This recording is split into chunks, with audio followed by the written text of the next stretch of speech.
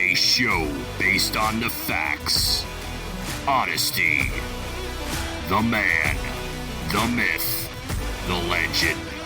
ChristiTutionalist Joseph M. Leonard. Welcome to ChristiTutionalist Politics Podcast, aka CTP, in association with thelibertybeacon.com. And I am your host, Joseph M. Leonard, and that's Leonard.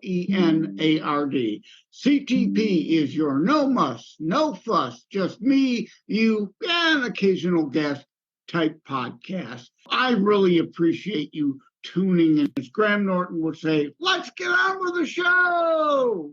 Hey, gang. Welcome to ChristiTutionalist Politics, Season 2, Episode 58, titled Self Sufficiency. And is it really a myth or reality?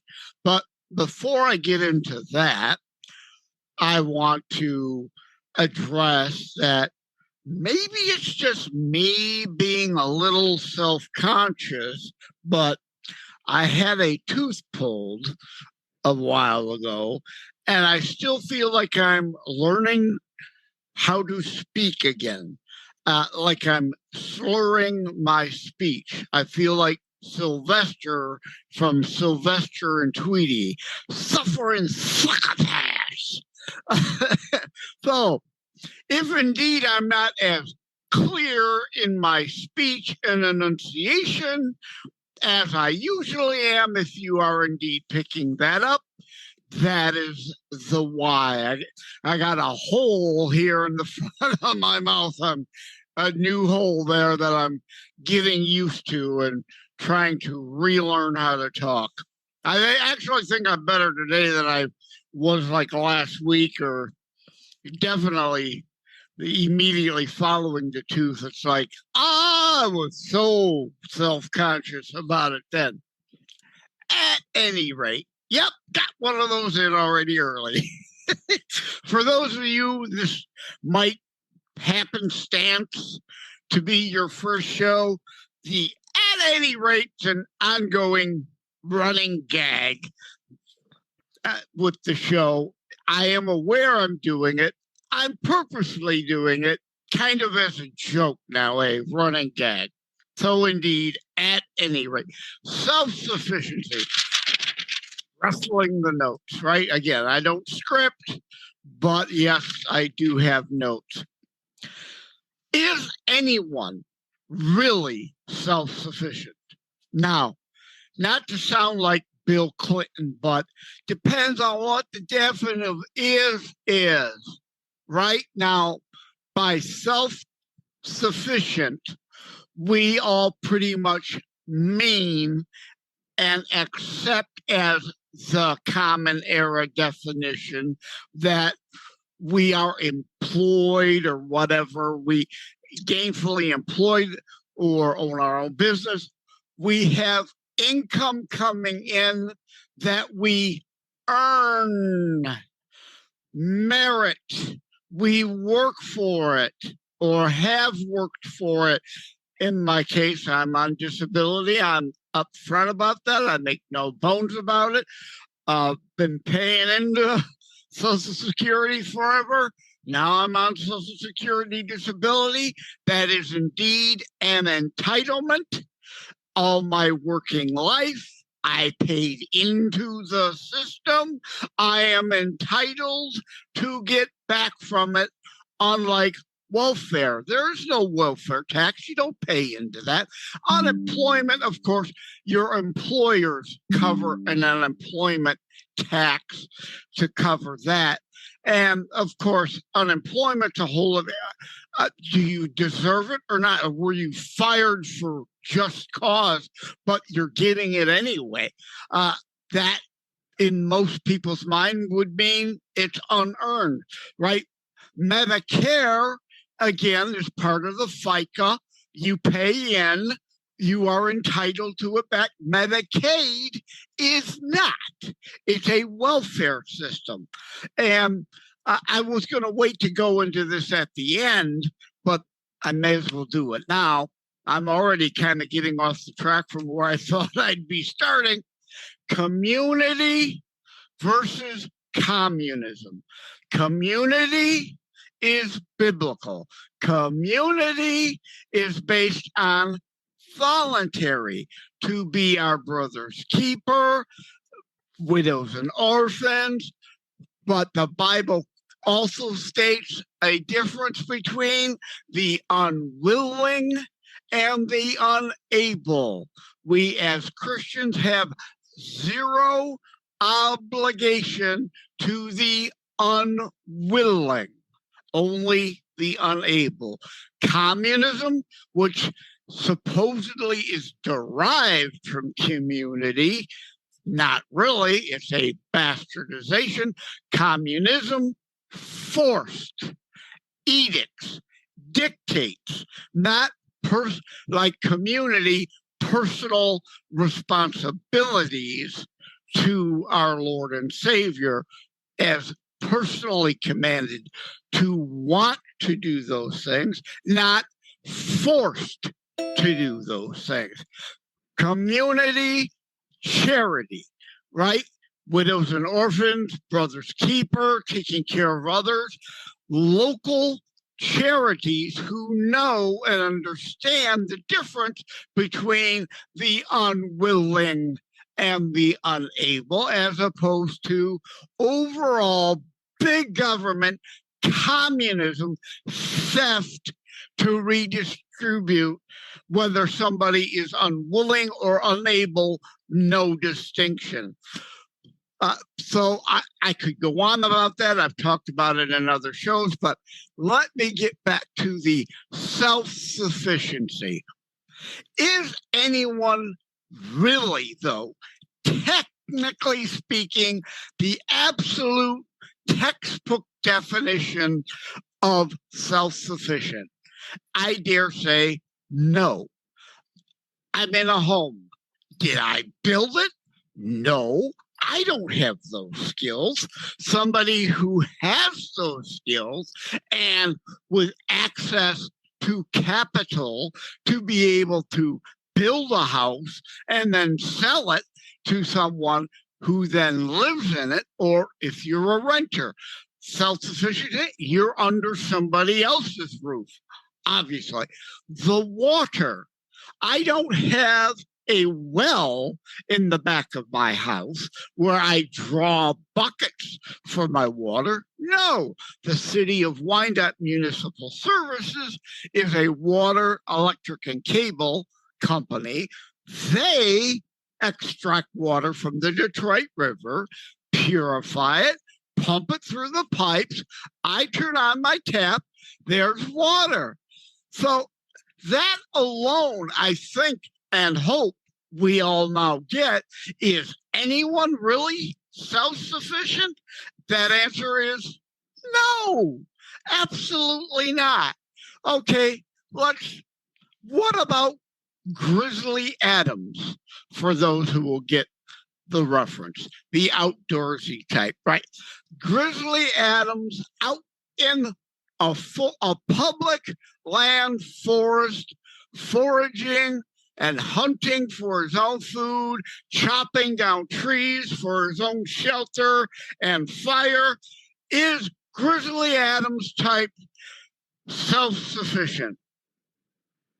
I pause because some of you are probably shaking your head. Yeah, I guess really that's the only person that is self-sufficient. Wrong answer. Where did Grizzly Adams get the axe to chop down the trees? Where did he get the gun or the bow and arrow to hunt his food? Where did he get the tools to plant his garden from? Did he round up sticks and stones and beat them into a shape of a tool that he could use? Be pretty dull kind of axe to try to chop down a tree with. So are any of us, anyone on this planet, self-sufficient, right? Most people work for another for a living, right? We have a job, again, to the top.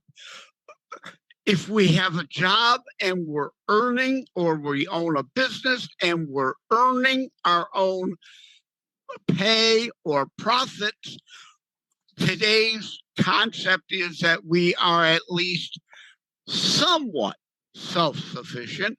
We have our own money that we earned to then decide what we choose in a free society, as long as it may last. May not last longer, as we're moving more and more from community freedoms, or your own freedoms, to communism, collectivist rights, and what rights the statists declare you have, as opposed to community and our God-given rights.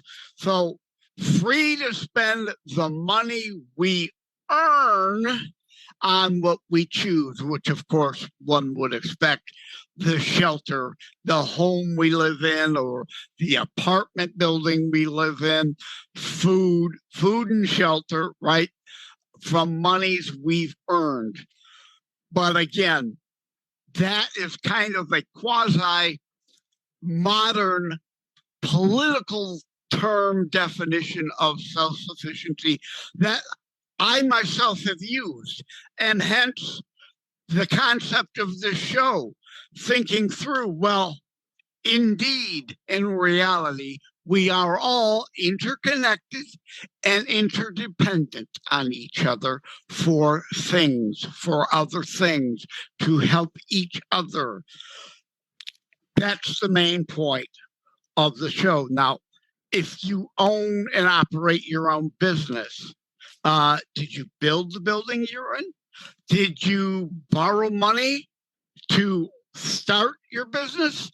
All the people around put money in the bank or the credit union or the savings and loan, to harken back to It's a Wonderful Life movie, in order for that voluntary community, really, right? The credit union is people who choose to form a collective of part of the membership, coming together voluntarily. How many times do I need to repeat again? Voluntary, not communism forced to come together. Force. Big difference. Community, biblical. Communism, not biblical. But yeah, did you borrow money? Others put their available funds in an institution that you were then able to borrow. Yeah, of course you're paying interest, but the money wouldn't be there if not for others. If you had to borrow, you didn't have your own sufficient, you weren't self-sufficient funds to start your business. So indeed, I'm going to throw in another, at any rate. But the real genesis, pun intended, of this show and the concept of self-sufficiency was to get to this. The left, the Planned Slaughterhood crowd, the baby murder crowd, the child sacrifices to Satan crowd will tell you, well, it's just a clump of cells, which of course, yeah. Is it monkey cells? Is it dolphin cells? Is it blue jay or cardinal cells? And it somehow just magically becomes a human only when it comes out the birth canal? It's a human from conception, and it's a separate life. It has its own DNA. It has its own blood type as it develops, its own organs, of course. It is in the woman, not of the woman. Yes, it's of course from the woman and the man together, creating the conception that starts the process of a child, a human child at pregnancy, then in the womb. It isn't her kidney. It isn't her liver. If you want to do whatever with your kidney or your liver, pregnancy is not disease. Like replacing or taking out a malfunctioning kidney or part of your liver because it's malfunctioning. Pregnancy is not disease. It's not a mistake. It's not a problem. It's not an illness to be then surgically destroyed and removed. Big difference. But my point tying this to self-sufficiency is that is one of their arguments. Well, the child in the womb is not viable up to whatever point. With modern medicine, of course, children, preemies, are more and more viable than ever before.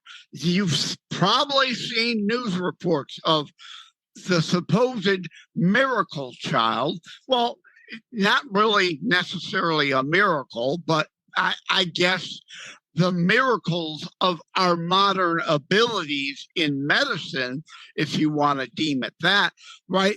Preemies are living at an earlier and earlier stage of pregnancy if they have to be removed due to pregnancy complications. But again, a pregnancy complication does not mean disease or a tumor. It's not a tumor. And that child can then be removed without threatening the life of the mother, because that's a dodge, right? The life of the mother. As C. Everett Koop, former Surgeon General, thank you, Lord, Surgeon General says, the life fallacy. 9,999,999 times out of 1 billion, it is not necessary. Modern medicine would save both the mother and the child if there's complications due to pregnancy. So that fallacy, what about the life of the mother? Fallacy, except for 1 in a billion times. The other, rape and incest. Rape, incest, and life of the mother combined are less than 1% of all abortions. That is a complete dodge that they want to protect 99% convenience murders of the children for the convenience of the mother, and why when we talk about instead of life of the mother, they want to put in law health of the mother, because then it can be, her mental health. Oh my goodness, it is upsetting. It is so stressful. I need to abort this child because I'm so stressed out. My mental health is diminished. Bull. Your choice, your reproductive right is contraception. Once conception is made, once the reproduction has occurred, your dodge of reproductive rights is over. It's gone. It's done. But back, because yes, I've gone down other rabbit holes on another tangent. A baby not self-sufficient, therefore you can kill it. Again, not true. Modern medicine at an earlier and earlier stage, a fetus, a baby, a human child in the womb is indeed viable if you take it out of the womb. But back to the overall point, if you want to play the word games and use it's not self-sufficient, I dare say you yourself technically speaking, are not self-sufficient either. So how about, like I wrote on thelibertybeacon.com months ago, I think it was last year, I demand my equity as a male to murder for my convenience, because that's what abortion is, murdering of a child for someone's convenience. Well, you're always on about equity. Where's my equity as a male? Why can't I murder you, male, female, young, old, whatever, because you're inconvenient to me? Puts a whole new perspective on that. And of course, they will certainly already tried to get this show canceled everywhere. Really going to want to cancel me now, because you are now armed with new logic, reason, and common sense that counters all the Roe v. Wade idiocy nonsense, which again, the Dobbs decision, I go into ChristiTutionalist politics book, didn't go far enough. They found the 10th Amendment again, but completely ignored the 14th Amendment, completely ignored the 100-year precedence of law before Roe, that the child in the room has an established right to life, liberty, and pursuit of happiness based on double homicide. If someone murders a pregnant woman, they are guilty and charged with and prosecuted and go to jail for 2 murders, 2 deaths, double homicide, the woman and the child in the womb. Long established before Roe v. Wade, which is why Roe v. Wade by a liberal activist court was determined on a privacy dodge, the privacy of between a woman and a doctor. Well, again, under Roe, I demand my right of privacy to murder you in my basement, the privacy of my basement, and to chop up your body parts and sell them off like Planned Slaughterhood does. Where's my equity? Where's my equal right? Where's my right to murder for convenience?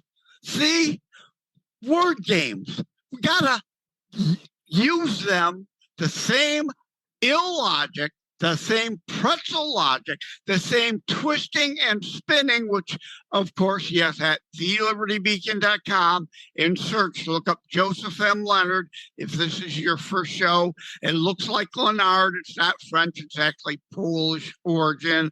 And on my mom's side, I have Italian and German heritage. But it's Leonard without an O. Put Joseph M. Leonard in the search field at thelibertybeacon.com and look up the twisting and warping of language, parts 1 and part 2, because this is what this is. Choice is a dodge. They're not for choice in what you can buy in a lot of cases. You can't choose what type of light bulb you want. Government dictates based on leftist ideology, force you into what kind of light bulb you can or cannot buy. It's an illusion of choice.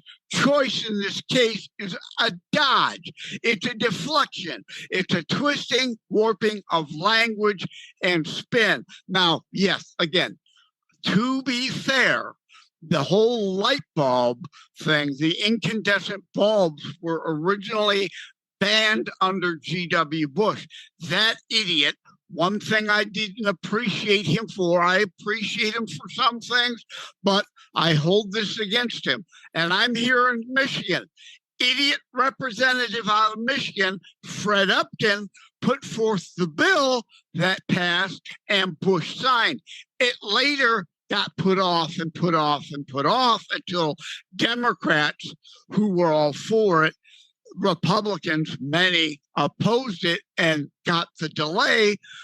But once Democrats had full control of the White House, the House of Representatives, the Senate, and while they had control of the Supreme Court via liberal activists, they forced what limitations on your choice of light bulbs. So again, this show is about self-sufficiency and in a way also about, I just dropped earlier today while I'm recording, I am recording actually Tuesday, July the 23rd for this show that drops Saturday, July the 27th. And actually, I dropped a piece at beforeitsnews.com at J. Leonard Detroit there. Joseph M. Leonard at thelibertybeacon.com. J. Leonard Detroit on most social media platforms and at Before It's News. I dropped language, use, and abuse there that you can look that up. This show is partly about that too, because that's what we're talking about. Use and abuse of language, twisting it, warping it, spinning it, depends on what the definition of is. And other pieces that I've recently written at beforeitsnews.com about, did Jesus contradict himself? Of course not. We as humankind, as frail and imperfect beings, are the ones that muck things up. We improperly translate things from the original biblical Aramaic, Hebrew, Greek, and Latin. We are the ones, right? You've heard me talk, if you're a regular of this show, about thou shalt not murder. Innocence is the actual commandment, not thou shalt not kill, because in the Bible, there are places, not from the song, for every thing there is a season, right? That part of the Bible, not the song. Turn, turn, turn is the song, but most of it in that song was taken from the Bible. And indeed, a time to reap, a time to sow, a time to kill is in there. So murder, kill, different things. Genesis, Leviticus, Numbers talks about death penalty on earth, killing, legitimate, for legitimate reasons, different than murder, self-defense, Exodus, thief comes in the night, dealt the fatal blow, you're not guilty of murder. It is a justifiable self-defense kill. Well, now in my God and Guns redo episode, if you have a 30-round magazine, clip, whatever you want to call it, and you're standing over the body emptying 30 rounds, that's not self-defense anymore. That's murder. Okay? The point here, distinctions and differentiations, they matter. None of us, back to the show title and point, none of us are really self-sufficient, but we use a definition of self-sufficiency in our modern era in the way I've already laid it out. I'm not going to go into it again. Stay with us. We'll be right back. Hi, my name is Ed Bondarenka, and I host Your American Heritage on Saturdays at 2 in the afternoon on this station. Your American Heritage is a show about the struggle we find ourselves in and how to react to it in the light of our biblical and American heritage. Listen to it while you're working around the house, the garage, cleaning the guns, walking the dog, driving, or just lazing around. Join me at 2 o'clock Saturdays here on Wham Radio, 1600 AM, 92.7 FM. God bless America.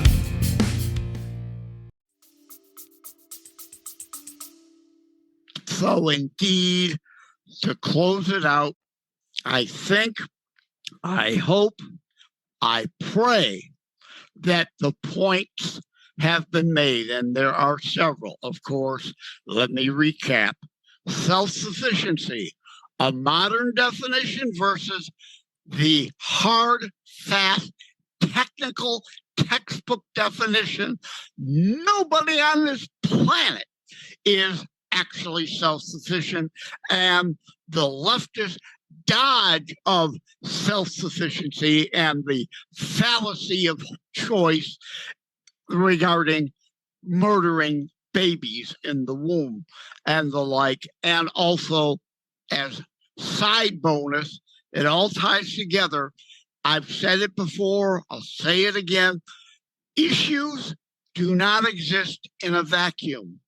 They interrelate. Go back to my gray areas, part 1 and part 2 show. Things aren't always 100% black, white, right, wrong, good, evil, up, down, this, that, the other thing. Often there are gray areas, which means your twatter attention span is pathetic. It takes detailed discussion.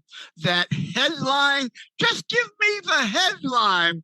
Well, that headline you're given could be a distortion.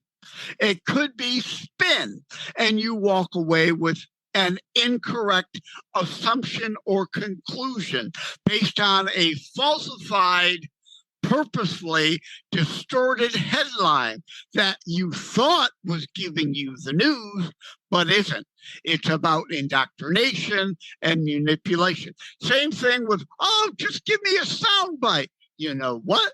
I could take sound bites from a Trump speech, as the left does, and present it, and what he said before that, what he said after that. Context matters. The Charlottesville lie, they keep telling. He did not say there are fine neo-Nazis. 3 times, look on YouTube. I'm surprised it's still there, but the video of the Department of Transportation presser that he was at with, was it Elaine Chao, right? Turtle, Mitch McReynolds, wife, who was head of Department of Transportation at the time, and he made the remarks 3 times. He said, I keep holding up 3 with both hands. If you're looking behind the scenes at BitChute, Brighteon, Rumble, and YouTube, look at, of course, you'll see my They So Fake Woke shirt that I wore today for this recording. But I keep holding up 2 hands. 3 on each hand is 6. I got to stop doing that. 1 hand, 3 fingers. He said 3 times. I am not talking about neo-Nazis and white supremacies. And the lie about the Proud Boys. They are not a white supremacist group. They were founded by a Black conservative male. That's why the left hates them and attacks them. A Black man that is not on the fascist's plantation. So they lie about the Proud Boys. And I'm sorry, I forget his name. I apologize. I'm drawing a blank on his name. But he is one of the J6ers. They, of course, trumped up charges. Yeah, no pun intended there. But they trumped up charges so that they could put him behind bars, and he could no longer be the face of the Proud Boys, so they could more easily lie about the Proud Boys. Okay, I've gone on and on. I've kind of started rambling, but again, nothing exists in a vacuum. All of these issues cross-relate. A headline or a soundbite don't cut it. That's why the show, and could go 3 hours, but I try to keep it to around 30 minutes, goes into details, because details matter. Facts matter. History matters. Context matters. So thank you all. If you've not shared any ChristiTutionalist politics show before this one, I urge you, I beg you, I'm literally begging and pleading that you share this one via social media or via email to your friends, your family. Don't do it to complete strangers. We don't want you spamming people, but share this show, please. Like, share, subscribe. I know I've said it before. I absolutely hate it on YouTube. Every single video at the like, share, subscribe, like, share, subscribe. But now that I'm doing a show, what's at the end of my show, every show? Like, share, subscribe. If you don't ask, you don't get. Right? So, yes, please, please, please, please, begging you from the bottom of my heart, like, share, subscribe to ChristiTutionalist Politics.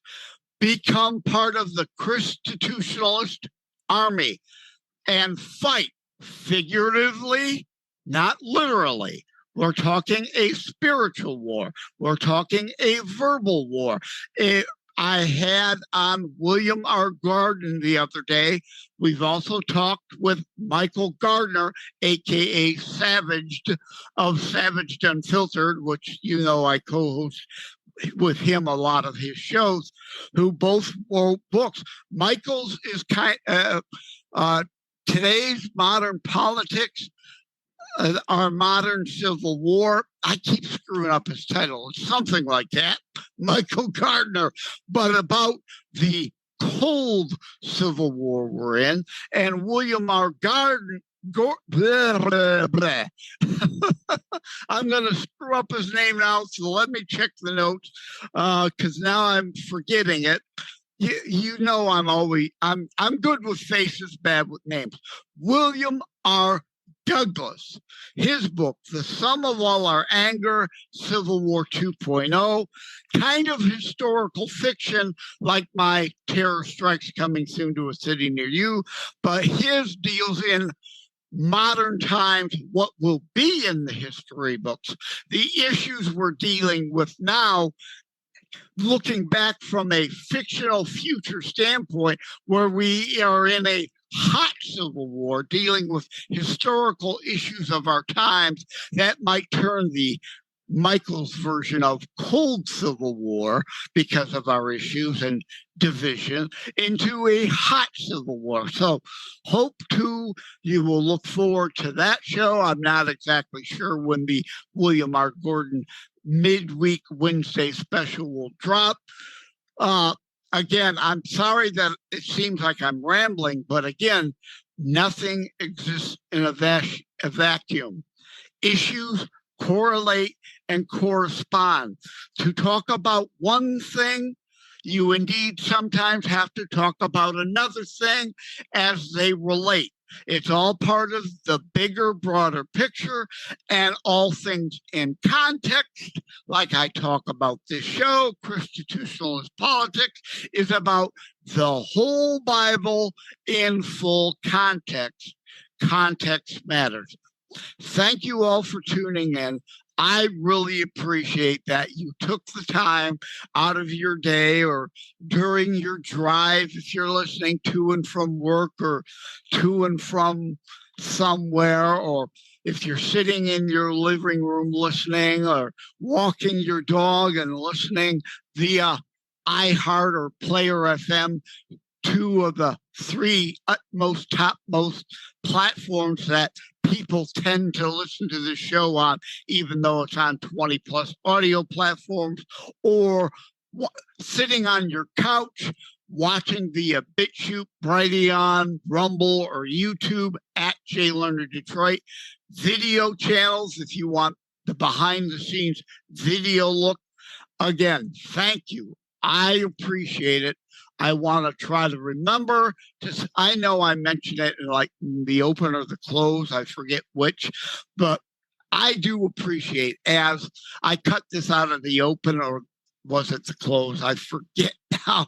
The open and the close are pre-recorded and automatically then cut, pasted at the beginning and the end. But the long open, I think it was, I used to say, thank you for tuning in, because as Listen Notes, a podcast platform, states, there are countless millions of podcast episodes out there you could choose to listen to.